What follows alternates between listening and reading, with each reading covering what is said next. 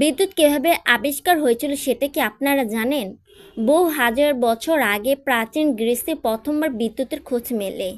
Greek দার্শনিক থেলিয়াস লক্ষ্য করেছিলেন যখন অ্যাম্বার নামের এক ধরনের পাথর ঘষা হয় তখন সেটা হালকা জিনিসপত্রকে আকর্ষণ করে। এখান থেকে আসে শব্দ ইলেকট্রিক, যার মূল গ্রিক শব্দ হলো ইলেকট্রন অর্থাৎ অ্যাম্বার। এরপর 1600 সালে বিজ্ঞানী উইলিয়াম গিলবার্ট প্রথম বিদ্যুৎকে আলাদা করে গবেষণা করেন। 1752 সালে মার্কিন বিজ্ঞানী এক ঝড়ো দিনে ঘুড়ি উড়িয়ে প্রমাণ করেন যে বজ্রপাত আসলে বিদ্যুৎ। এই পরীক্ষা বিদ্যুৎ রহস্য উন্মোচনের বড় মোড় ঘুরিয়ে দেয়। 1800 সালে ইতালির বিজ্ঞানী আবিষ্কার করেন প্রথম ব্যাটারি ভোল্টেইক পাইল। এখান থেকে বিদ্যুতের নিয়মিত ব্যবহার শুরু। 1820 সালে আরেক বিজ্ঞানী আবিষ্কার করেন বিদ্যুৎ আর চুম্বকের সম্পর্ক, আর সেখান থেকে জন্ম নেয় ইলেকট্রোম্যাগনেটিজম।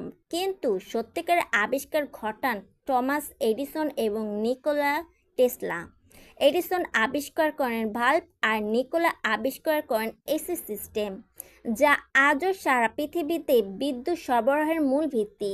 এক টুকরো অ্যাম্বার থেকে শুরু করে আজকের বিদ্যুতের বিশাল সাম্রাজ্য, এই যাত্রা প্রমাণ করে মানুষের কৌতূহল ও জ্ঞানই তাকে এগিয়ে নিয়ে যায়। ভালো লাগলে ভিডিওটি সাবস্ক্রাইব করে দিবেন।